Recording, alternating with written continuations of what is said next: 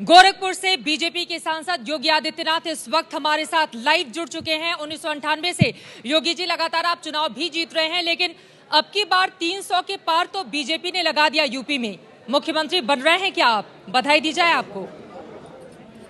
हाँ जी, देखिए, भारतीय जनता पार्टी का हर कार्यकर्ता मुख्यमंत्री है, क्योंकि केंद्र सरकार की उपलब्धियों को और प्रधानमंत्री जी की रैली के बाद जो माहौल प्रदेश में बना था जी, राष्ट्रीय अध्यक्ष श्री अमित शाह जी के रणनीति के अंतर्गत कार्यकर्ताओं ने जो कार्य किया जी, उस माहौल को अपने पक्ष में समेटने में जो योगदान किया है, ये प्रचंड बहुमत भारतीय जनता पार्टी को उसकी परिणति के फलस्वरूप प्राप्त हुआ है। स्वाभाविक रूप से भारतीय जनता पार्टी का हर कार्यकर्ता इसका हकदार है जी। और हम केंद्रीय नेतृत्व को बधाई देते हैं। भारतीय जनता पार्टी और सभी सहयोगी संगठनों के कार्यकर्ताओं को भी बधाई देते हैं और मतदाताओं का आभार भी व्यक्त करते हैं। लेकिन आपका भी रोल बड़ा रहा है, और खासतौर से अगर हिंदू वोटों को लुभाने की बात की जाए, फिलहाल बड़ा सवाल विपक्षी दल ये खड़ा कर रहे हैं कि बीजेपी मुस्लिम बहुल इलाकों में भी कैसे जीत गई।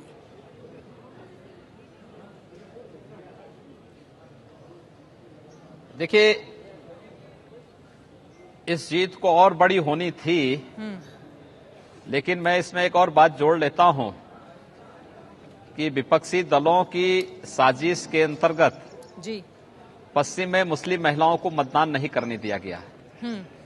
अगर वे सभी मतदान करती तो भारतीय जनता पार्टी और भी सीटें जीतती और बसपा की तरह समाजवादी पार्टी का भी सफाया हो गया होता।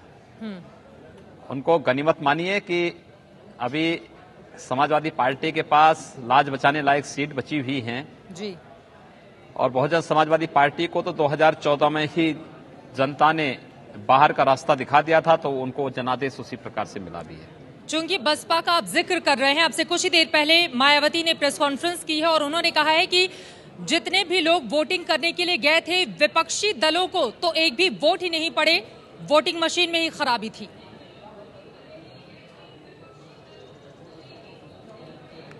सवाल ये है कि केंद्र सरकार जो प्रशासन लगा था वो चुनाव आयोग के निर्देशन पे लगा था और स्टेट गवर्नमेंट के द्वारा नियुक्त प्रशासन था जी। अगर इसमें कोई साजिश होती तो समाजवादी पार्टी की सरकार बननी चाहिए थी। दूसरी बात, मुझे तो ये गनीमत है कि मायावती जी ने ये नहीं कहा कि होली के एक दिन पहले मतगणना कराने की आवश्यकता क्या थी जी, क्योंकि उनको इसमें भी साजिश की बू नजर आती होगी। मायावती जी ने जो मुस्लिम तुष्टीकरण का कार्ड खेला था प्रदेश में जी, उनका मतदाता पूरी तरह बिखर चुका था, क्योंकि वह सर्वाधिक पीड़ित था इस उदंडता से, इस अराजकता से। उस अराजकता के खिलाफ बोलने की बजाय उसी को गले में लगाने का जो उन्होंने प्रयास किया, उसकी कीमत उन्हें चुकानी पड़ी है। योगी जी, बहुत सारे लोग भी हमारे साथ मौजूद हैं जो आपसे सवाल भी पूछेंगे। कुमार हर्ष हमारे साथ मौजूद हैं। आप गोरखपुर से ही आ रहे हैं सर, किस तरह का सवाल योगी जी से? उम्मीद तो की जा रही है केंद्र में मोदी और यूपी में योगी।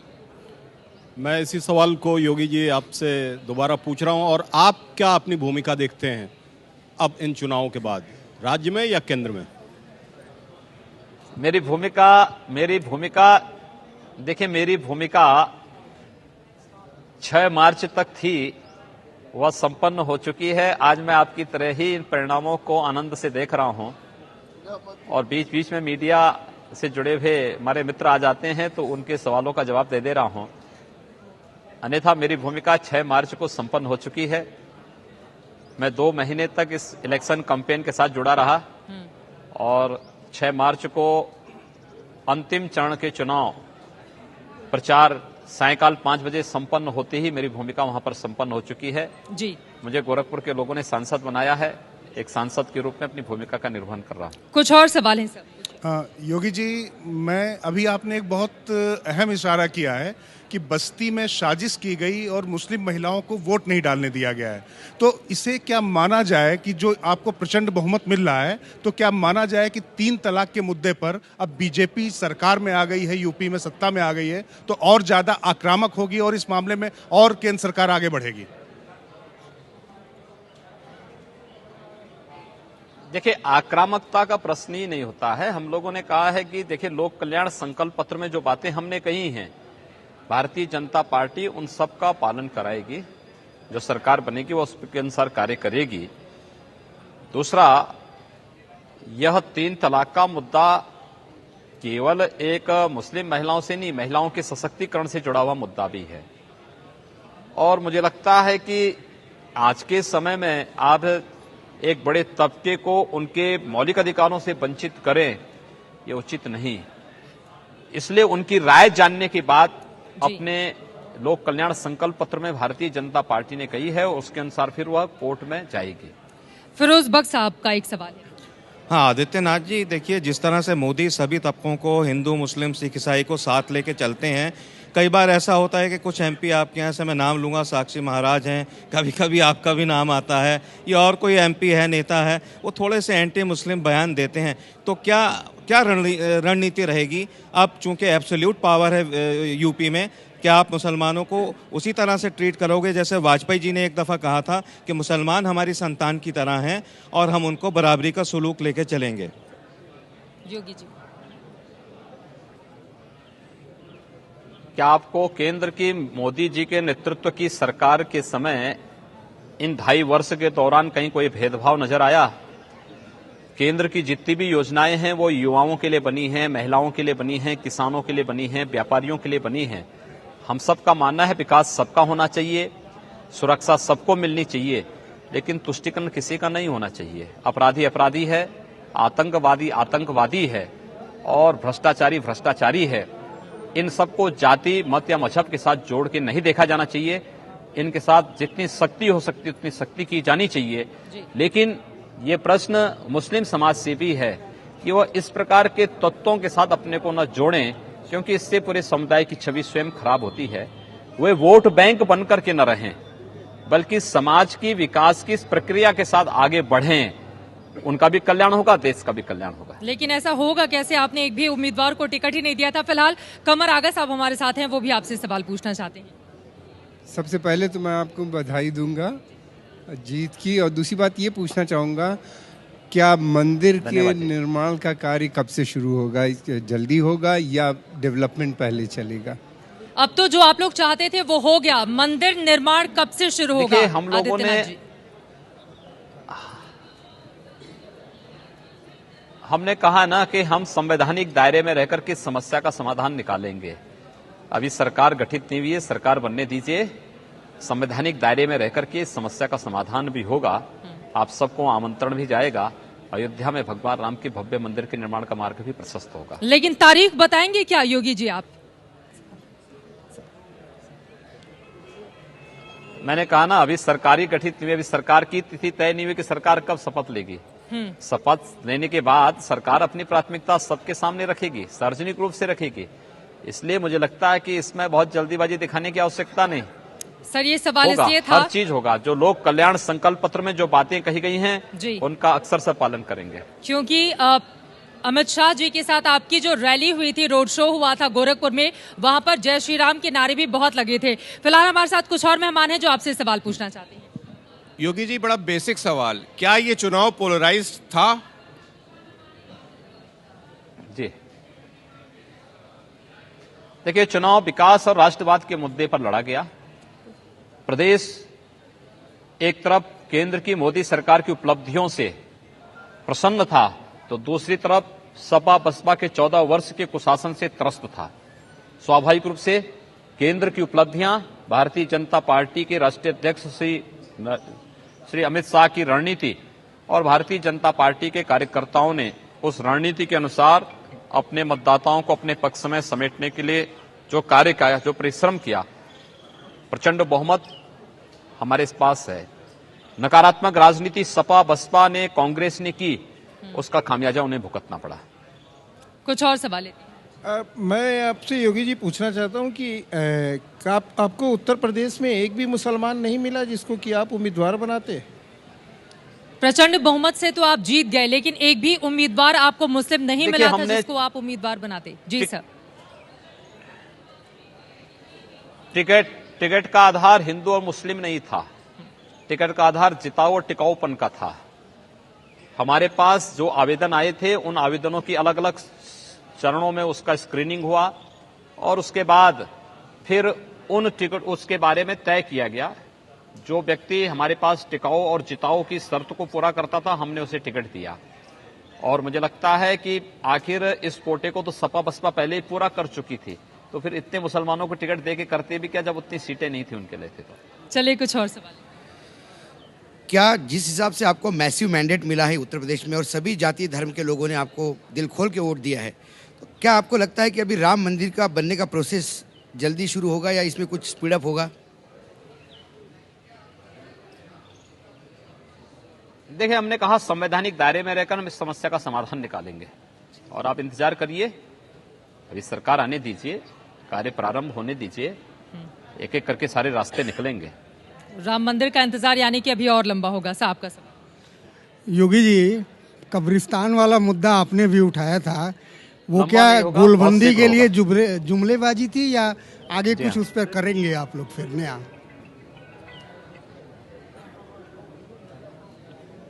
देखिए, विकास जाति और मजहब देख करके नहीं होना चाहिए। जनता में विकास की प्राथमिकताएं तय होनी चाहिए।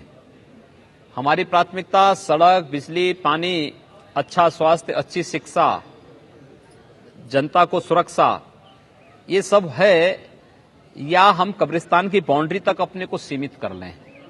यानी अगर आप केवल कब्रिस्तान की बाउंड्री वाल तक सीमित कर रहे हैं तो इसका मतलब आपकी प्राथमिकता जनता की बुनियादी सुविधाओं में नहीं है। आप केवल एक वोट बैंक को बनाए रख करके अपने उल्लू को सीधा करना चाहते हैं।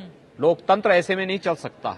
लोकतंत्र को चलाने के लिए आपको स्पष्ट होना पड़ेगा, पारदर्शी तरीके से योजनाएं बनानी पड़ेंगी और योजना का लाभ हर जाति, हर मत, हर मजहब के साथ को एक साथ मिले, समान रूप से मिले, इसकी व्यवस्था करनी चाहिए। भारतीय जनता पार्टी इसके लिए प्रतिबद्ध है।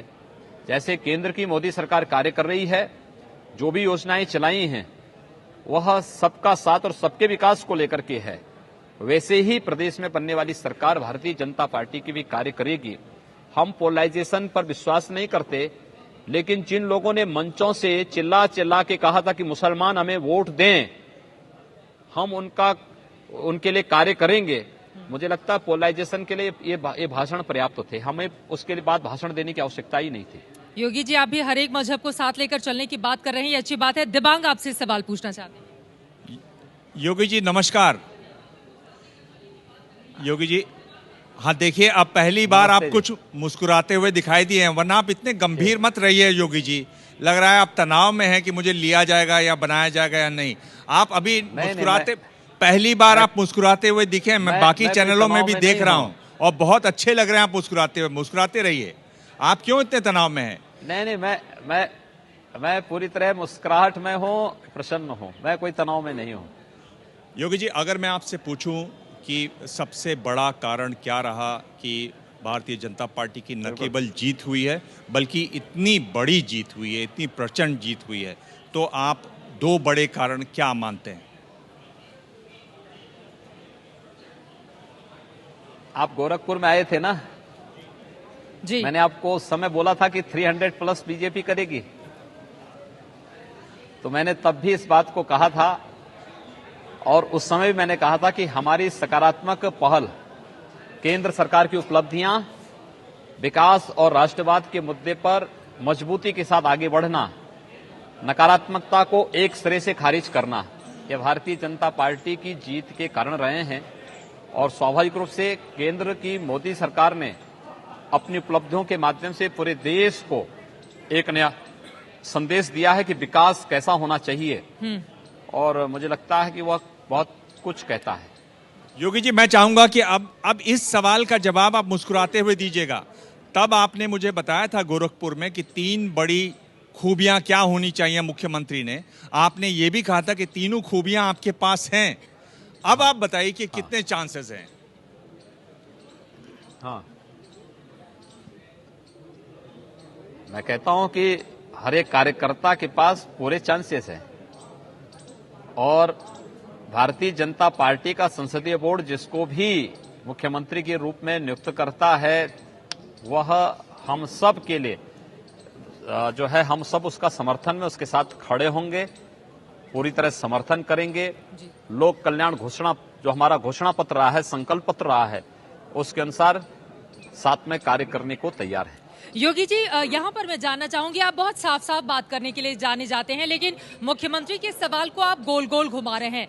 1998 से लगातार 5 बार आप गोरखपुर से चुनाव जीतते चले आ रहे हैं।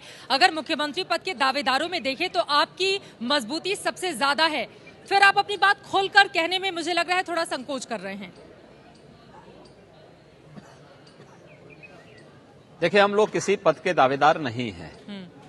एक दूसरा, हमें प्रदेश में सपा बसपा के कुशासन से मुक्ति चाहिए थी, हम लोग उसमें सफल हैं। भारतीय जनता पार्टी के नेतृत्व में विकास और राष्ट्रवाद के मुद्दे पर मजबूती के साथ आगे बढ़ेंगे जी। इसका भी हमें दृढ़ विश्वास है और इसी दृढ़ विश्वास के साथ हम कार्य भी करेंगे। कुछ और सवाल? योगी जी नमस्कार, सीधा सवाल, आप मुख्यमंत्री बनना चाहते हैं या नहीं? नमस्ते जी भैया, कोई भी कार्यकर्ता मुख्यमंत्री बनेगा, हम उनके साथ में हैं। योगी जी, आपको बधाई इतने मैसिव मैंडेट के लिए। मुझे आपसे ये पूछना है कि एक तरफ प्रधानमंत्री सबका विकास, सबका साथ, सबका विकास की बात करते हैं, लेकिन आपकी छवि अपनी पार्टी में एक तो क्षेत्रीय नेता के रूप में है और दूसरा आपकी जो अप्रोच है, आपकी जो अभिव्यक्तियां हैं, आपकी जो आइडियोलॉजी है, वो उस इंक्लूसिव पॉलिटिक्स से मैच नहीं करती है, सबका साथ सबका विकास से मैच नहीं करती है। तो क्या आप समझते हैं कि आपके और मोदी जी के कुछ वैचारिक धरातल में अंतर है और क्या वो आपके मुख्यमंत्री बनने की प्रक्रिया में एक बाधा हो सकती है? देखिए, आपने गोरखपुर की जमीनी हकीकतों को देखा होता तो संभवतः ये प्रश्न आप मुझसे नहीं पूछते। एक दूसरी बात, भारतीय जनता पार्टी एक लोकतांत्रिक पार्टी है और लोकतांत्रिक प्रक्रिया के अंतर्गत, सामूहिक निर्णय के अंतर्गत पार्टी चलती है। संसदीय बोर्ड इन सब निर्णयों को करने में सक्षम है। मुझे लगता है कि न वहां किसी की राय की आवश्यकता है, न कोई सुझाव की आवश्यकता है। चलिए, कौन योग्य हो सकता है, कौन सक्षम हो सकता है, कहां किसकी सेवाओं की आवश्यकता है, उस पर पार्टी आगे बढ़ेगी और मजबूती के साथ कार्य करेगी। सर, कुछ और सवाल? योगी जी नमस्कार और बधाई। योगी जी, जैसा कि आप लोगों ने बहुत बड़ी उपलब्धि हासिल की है और इसमें संघ की भी बहुत बड़ी भूमिका रही है, तो क्या मुख्यमंत्री के चयन में भी संघ की कोई भूमिका होने वाली है? जी, देखिए, भारतीय जनता पार्टी का संसदीय बोर्ड है, संसदीय बोर्ड तय करेगा क्या होना है, क्या नहीं होना है, और भारतीय जनता पार्टी का संसदीय बोर्ड के फैसले को आने दीजिए। मुझे लगता है कि आज आप लोग जो भारतीय जनता पार्टी ने जो प्रचंड बहुमत प्राप्त किया है, इस पर चर्चा कर लीजिए। आगे भी आपके पास चर्चा के लिए बहुत समय होगा। कुछ और सवाल? योगी जी नमस्कार और बधाई। आपने कहा कि आज के प्रचंड बहुमत पे बात कर ली जाए, तो मैं ये जानना चाहता हूँ, इतना प्रचंड बहुमत ने क्या उस परंपरागत पुरानी राजनीति को खत्म कर दिया है जिसमें मुसलमानों को डराकर भाजपा से दूर रखा जाता था?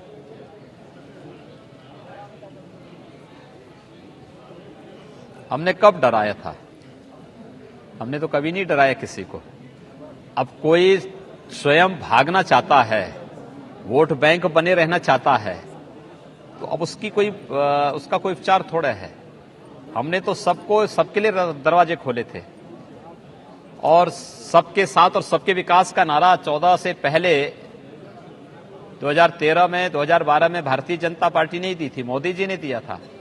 मुझे लगता है कि प्रदेश के समग्र विकास के लिए आवश्यक है कि सभी लोग मिलकर के कार्य करें, सौहार्द स्थापना में अपना योगदान दें, प्रदेश के विकास को और उत्तर प्रदेश को देश के विकसिततम राज्यों में स्थापित करने में अपना योगदान दें।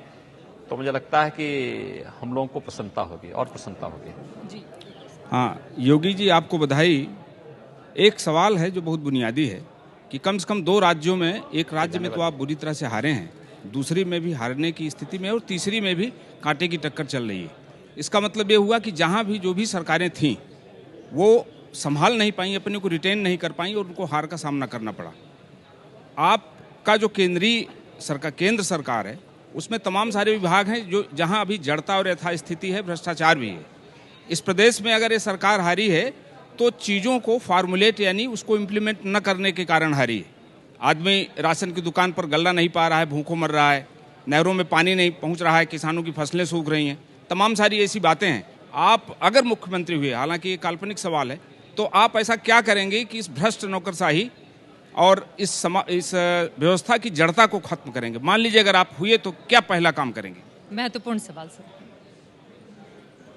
देखिए, भारतीय जनता पार्टी का कोई भी कार्यकर्ता मुख्यमंत्री होगा, अपने लोक संकल्प कल्याण संकल्प पत्र के अनुसार कार्य करेगा, शासन की शुचिता, प्रशासन पारदर्शिता लाने के लिए पूरी तरह प्रतिबद्ध होगा। केंद्र की मोदी सरकार उनके सामने एक आदर्श के रूप में है और जिस तरीके से केंद्र में श्री नरेंद्र मोदी जी के नेतृत्व में 2.5 वर्ष से सरकार चल रही है, कोई विरोधी भी उस पर कोई आरोप नहीं लगा सकता है। मुझे लगता है कि प्रदेश की सरकार इसी तरीके से बड़ी मजबूती के साथ प्रदेश के अंदर कार्य करेगी, जन भावनाओं का सम्मान करते हुए विकास और राष्ट्रवाद के मुद्दे को लेकर के आगे बढ़ेगी। योगी जी, क्या आपको लगता है 2017 का ये प्रचंड बहुमत 2019 में भी बीजेपी का रास्ता सही साफ कर देगा, बाकी विपक्षी दलों को किनारे कर देगा? ये सवाल इसलिए क्योंकि जम्मू कश्मीर के पूर्व मुख्यमंत्री उमर अब्दुल्ला का बयान सामने आया है। उन्होंने कहा है कि 2019 की नहीं बल्कि अब हमें 2024 की तैयारी करनी चाहिए। बीजेपी इसको कैसे देखती है?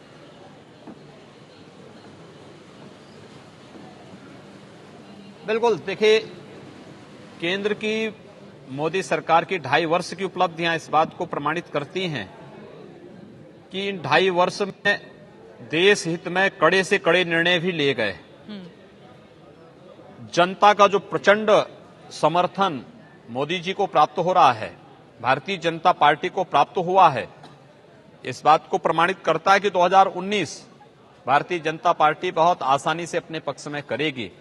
और उमर अब्दुल्ला ने अगर ये बात कही है तो स्वाभाविक रूप से सभी दलों को 19 में अपने को अलग कर देना चाहिए और 24 के लिए अपनी तैयारी अभी से करें, जो कहीं लड़ाई में दिखाई भी दें। अन्यथा मुझे नहीं लगता है कि उनके लिए कोई रास्ते बचे होंगे।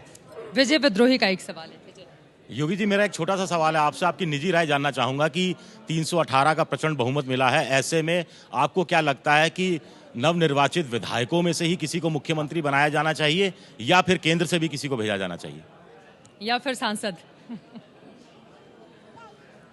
भैया देखिए, तय तो संसदीय बोर्ड को तय करना है। संसदीय बोर्ड जो तय करेगा हम सब उसके साथ में हैं। ये तो निजी राय पूछ रहा हूं, इसीलिए तो मैंने कहा निजी राय है आपकी। देखिए, कोई निजी राय इसमें नहीं होती है। इस सामूहिक फैसले निजी राय से नहीं चलते हैं। लोकतांत्रिक पार्टी है भारतीय जनता पार्टी जी, उसका अपना संसदीय बोर्ड है, उस तय करेगा और जो भी तय करेगा हम सब साथ में।